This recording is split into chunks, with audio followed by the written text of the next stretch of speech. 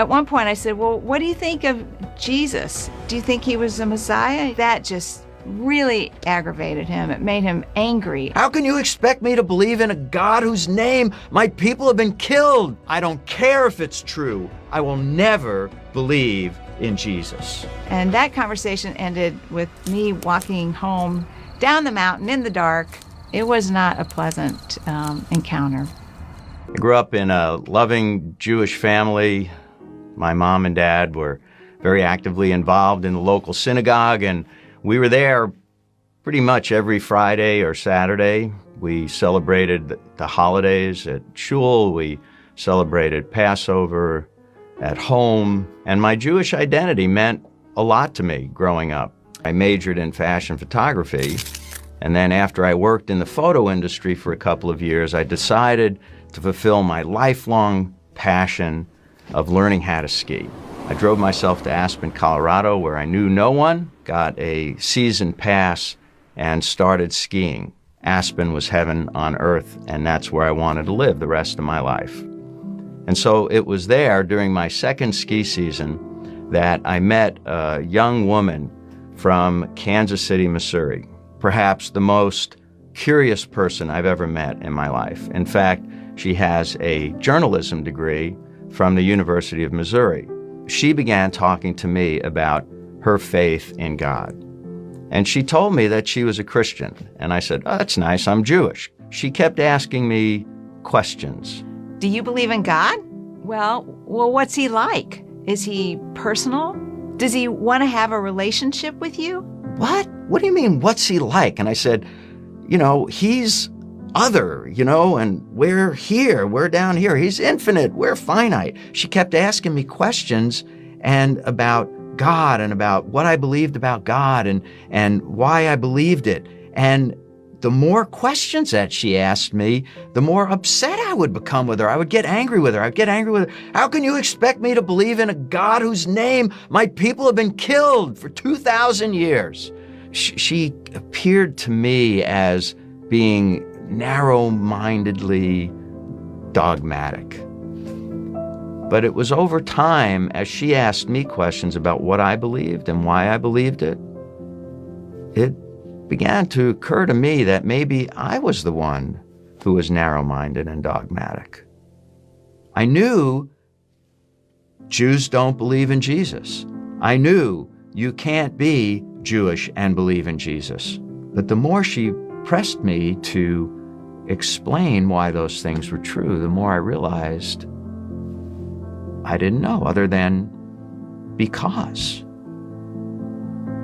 After she left, I decided, well, I'm going to start reading the Bible for myself to see what it says.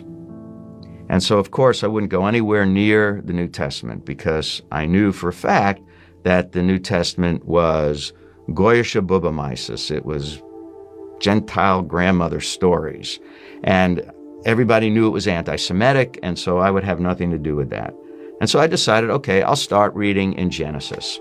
What I discovered was that the God of this woman was my God, was the God of Abraham, Isaac, and Jacob. That really touched me. It really challenged me inside because it made me realize that I didn't know my own God, or at least I didn't know much about him. As I read more of the Bible, I began thinking more about my relationship with God. What I discovered was that the God of this woman was my God, was the God of Abraham, Isaac, and Jacob. That really touched me. It really challenged me inside because it made me realize that I didn't know my own God, or at least I didn't know much about him. As I read more of the Bible, I began thinking more about my relationship with God. If God is God, he's boss. You do what he says, and if there's a cost involved, it's worth it. Jesus was Jewish, and the apostles were Jewish, and all of the New Covenant, the New Testament books were written by Jews. I finished the book, and she says to me, So, what did you think of the book? I thought for a minute, and I said, it was good. I liked it. I think it's going to help me explain some things to my parents. And she was completely taken off guard, and she said, you mean you believe that Jesus is the promised Messiah of Israel?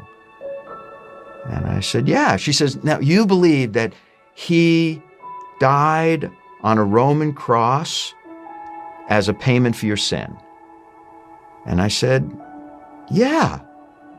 And she said, and you believe that by trusting in him and what he did for you on that cross, your sins are forgiven and you have new life with God?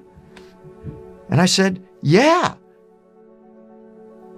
After I had come to faith in Jesus, it took me a few months to build the nerve to tell my parents about it because I knew it would be hard for them. His parents did not take it well. My mother's response was just classic. Don't talk to me about Jesus. Don't tell me about him. I will never believe in Jesus. I was born a Jew. I will die a Jew. I don't care if it's true. I will never believe in Jesus. You gotta love God's tenacity with his people. Even as he sent someone into my life to tell me about Messiah, it was people who knew Messiah who helped my mother come to faith at the age of 86 years of age. And I had the most awesome privilege of leading my mom to faith in Messiah.